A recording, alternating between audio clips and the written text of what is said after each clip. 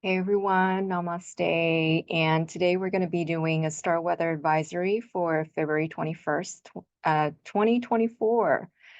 And I'm doing this video because on that day, Mars and Venus are going to conjunct. And as you can see, they will be conjuncting down there in the third house. And this is significant because it happens every 2 years. It's not very often enough that Venus and Mars conjunct together, and it is conjuncting near Pluto. That's also another significance. And overall, as we see, as I analyze the chart, you can start to get a sense that this is a very interesting chart, a very special chart. Also, because it's close to the full moon, the moon is in a waxing position and it's almost closing in on a full moon. So the Venus and Mars conjunction would be extra potent. And another key point of this conjunction is that the rulers of South Node and North Node, right there, this is the North Node, and opposite North Node, of course, is the South Node. Not opposite. Rulers of North Node and South Node are Venus and Mars, because Aries is ruled by Mars and Libra is ruled by Venus. So this conjunction has a lot of significance. And on top of that, Chiron is conjuncting the North Node right there, which in itself is also very significant. So I'm actually issuing a vulnerability advisory approximately around a week prior and a week after February the 24th. So just to reiterate the important aspects or the important placements that are on this chart, Venus and Mars conjunct in the third house, Aquarius, with Pluto and Chariklo. Chariklo is the wife of Chiron, who represents and is all about healing. And it's healing through presence, healing through awareness, healing through a sense of silent witness, if you will. And then you have North Node conjunct Chiron in the fifth, right there. I forgot, Mercury, Sun, and Saturn conjunct in the fourth. And then Jupiter, Uranus, White Moon, Lilith conjunct in the seventh in magenta. And then in the orange, we have, again, the waxing moon in Leo 9th heading into full moon a couple of days later. So we know it's heading into a full moon because when it is full moon, the moon is always opposite the sun. So the full moon will happen somewhere right there, just a couple of days later. But because it is waxing, it's fourth quarter moon waxing coming into full moon, that's why we know that this conjunction has a certain level of significance and potency, actually. And so, first of all, given the North Node conjunction with Chiron, right there, North Node conjunction with Chiron, ruler Mars conjunct South Node ruler Venus, right there again, there's a potential for extreme vulnerability where, because the conjunction happens in the third house, the communications with our peers and partners either were related or not, or we're close in our relationship or not, could really trigger past memories and past hurts that are unprocessed. So just notice around the time of this conjunction, if somehow we feel triggery, we feel memories coming up where we never thought it'd come up, at this time, it is going to come up. And it brings about this moment of truth, this naked moment of truth, when the spotlight is going to shine on us center stage and shine on that wound, because Chiron and North Node is conjuncting in the fifth house. And with the fifth house, it's another one of those houses where you can't hide. Fifth house is where we get to be on the stage and have a spotlight being shown on us. And so when Chiron together with North Node is on the fifth house, it's almost like we have to reenact actually our hurts from the past to be seen. That's why Chariklo is so important coming in here, because if we let the wound be seen, if we just, be open about it, even when we feel vulnerable, because it's put on stage for everybody to see. If we let the wound be seen, it becomes healed. That's why this conjunction is so important, and this chart is so important, because it points to being really open about our past wounds. And don't worry about trying to dig up past wounds. This is one of those things where we don't have to worry about not being triggered. Chances are we are going to get triggered. There are going to be circumstances where we're forced to step on that stage where it makes us feel naked. It makes us reveal our wound. It makes us rip off that Band-Aid in order to heal. So that is going to come up. I don't exactly know the circumstances, or it really depends on which house Chiron North Node hits in your chart. But rest assured, this is going to come up through some sort of communication, through some sort of interaction with your peers, because it has to do with, at least in the collective chart for us in the Pacific time zone, it does hit the third house for us collectively, meaning it is going to be having to do with some sort of communication with our partners, communication with the greater community, even because it is Aquarius. So it has to do with community. It has to do with communication with either someone in the extended family or someone close enough to be a part of sort of our day-to-day conversation. Someone who's close enough to us where we can assign them some sort of partnership, some sort of familiarity with us. So the opportunity to really open up ourselves to a vulnerable situation is here. But of course, with any sort of vulnerability, we could very easily fall into defensive mechanisms, which is fight, flight, freeze. So this is another great opportunity, as I've said in 2024, collective energies forecast. Again, it's for the Pacific time zone in my forecast. Actively practice self-compassion, and if possible, establish a mutual safe space, and then communicate the vulnerability, communicate from the heart after you have established that safe space. And make sure that the safe space is mutually recognized first.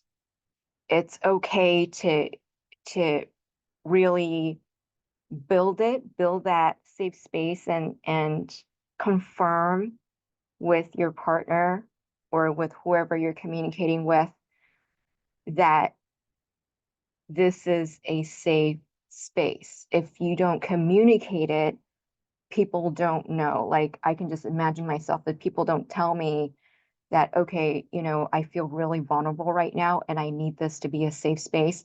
Chances are sometimes if I'm not very in the now, very focused on the current energies or the exchange, I might miss that mark and I might transgress on that safe space later without me knowing. So be sure to communicate that need for safe space when that time comes, when that opportunity arises. And watch for the tendency to want to hide behind morality, reasoning, appearances, or be detached from vulnerability, because we have the moon in Leo right there. Just the moon in Leo is right there, where sometimes with moon in Leo, we want to seem like the king or the queen, right? We want to always show our best side, and we want to protect our pride and ego. With the moon, especially in Leo, there's a sense of needing to protect our pride and ego, and it sits, opposite Venus, opposite the communication. So we want to be aware of that struggle between wanting to save face, wanting to keep up appearances, wanting to have the moral high ground versus, opening up to an actual vulnerable communication. And, if vulnerability is too much of a reach, at least go for an open communication, honest communication. When we're not able to go that deep, either because of circumstances or the energy just isn't there, the mutuality isn't there, the rapport isn't there, then at least be somewhat porous in that you are sharing in honesty instead of sharing from a sense of ego, sharing from a sense of inflated image, wanting to protect an image. I'm not saying to not protect yourself, but I'm saying to be honest, to be straightforward in this communication, because supposedly it leads to a level of healing that can be later recognized, that will be recognized within your community or within the partnership. It has that potentiality. So Chariklo, again, Chariklo right there, is blessing this transformational exchange next to Venus and Mars. So they're not in exact conjunction, but they're in the same house, in the same sign in our Pacific West Coast chart. So to me, that feels like a stellium with Pluto, Mars, Venus, and Chariklo together in the third house. So at best, this chart gives us the ability to heal on a very deep level that potentially can propel us to a new level of wholeness, to a new experience of wholeness and well-being, and be able to connect to others in a deeper way. And it could be anybody from someone personal to a wider community, but who has that sort of that personal relationship, personal rapport with us.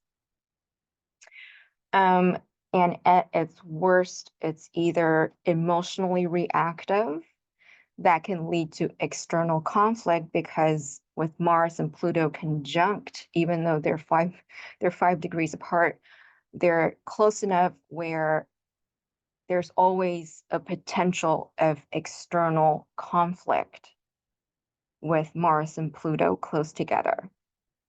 Or it could be an emotional suppression that can trigger addiction or harmful coping behaviors And that happens when Pluto and Mars conflict is turned inward. So that when the conflict is turned inward, we're fighting within ourselves.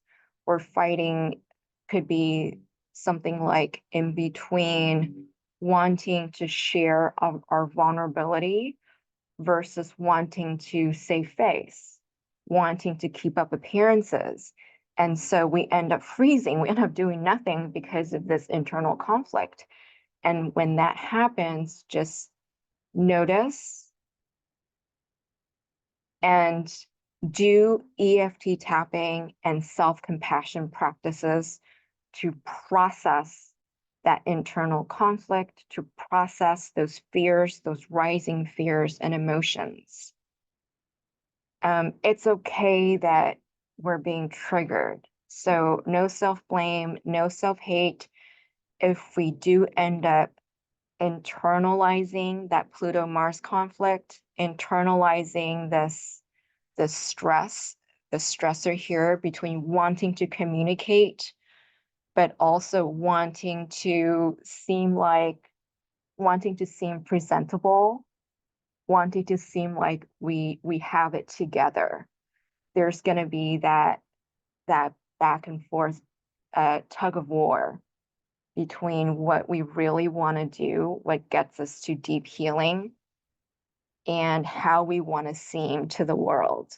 So when we feel that conflict and it's triggering our fight, flight, and freeze, remember to do some tapping or any other modalities where it allows you to be in the moment, really be with the emotion, observe the emotion, and be in self-compassion, whatever it takes for you to do that, and it doesn't have to be tapping. Like if you have the ability to just go get a massage right away, do so. Or, if I mentioned in my 2024 energies forecast, where if you want to do your moon, go ahead and do it. So for some, it's going to be, stepping into nature, being able to calm down through soaking in the natural calmness of nature.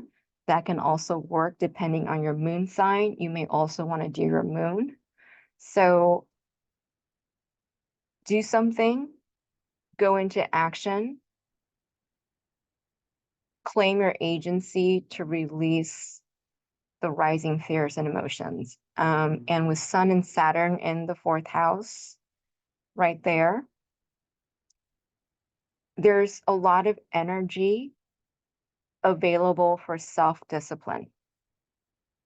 And that means apply discipline to actively move towards self-compassion, because this conjunction, or the Sun and Saturn together, can also lead to self-deprivation sometimes, can also lead to self-suppression, the suppression of emotions sometimes.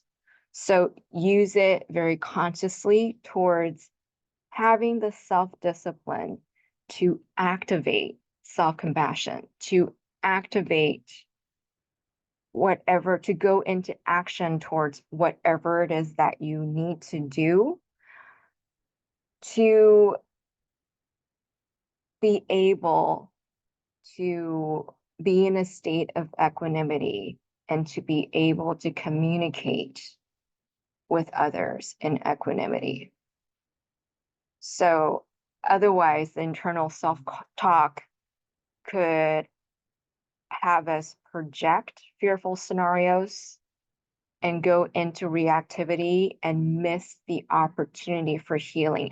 So the bottom line for this chart really is the availability of healing right there.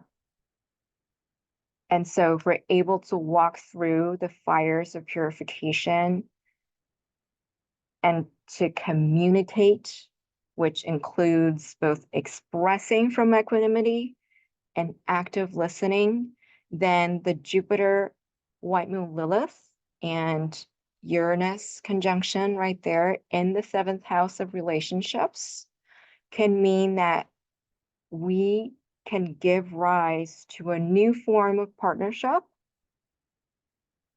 that leads the way for others and actually give experiential wisdom to the next generation. Because Jupiter is about the expansion of wherever it is in the chart. And for us, again, in the West Coast, it's in the 7th house. And it leads to more beauty, more connectedness with our partners. And with Uranus, it is a new kind of connection that we get to receive. It's almost like an aha moment where we rip off the Band-Aid and reveal ourselves, and we become emotionally naked and vulnerable again, given the safe space is established. Then somehow through some sort of just energy that's present, some magic juju, magic energies floating in the air, we're able to move the relationship to a complete new level where we were never thought possible. That's the thing with Uranus. It moves things, events, people, circumstances to a new level that we would never think possible.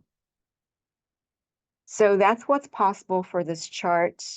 I hope you use this chart well, exercise agency. If you're able to actively use it, I think a lot of astrologers have been incorrectly advocating awareness when we're using astrology as a tool for better life, for well-being. It's about being aware, being conscious of where we are. And I think Deborah Silverman talks about becoming the observer, turning on the observer awareness so that we see what we're doing. And if we're seeing that we are being in reaction, if we're seeing that we are being triggered, activate self-compassion, activate that self-discipline, which is plenty available with Sun and Saturn conjunction over here. Activate that discipline to do whatever it takes to do self-care, to move towards self-compassion, move towards equanimity, so that communication with our partners can happen. So I am repeating myself. That means I'm done. Use this chart well, and I wish you happy healing. So I'm going to close right here. I hope this was helpful. All is well. Namaste.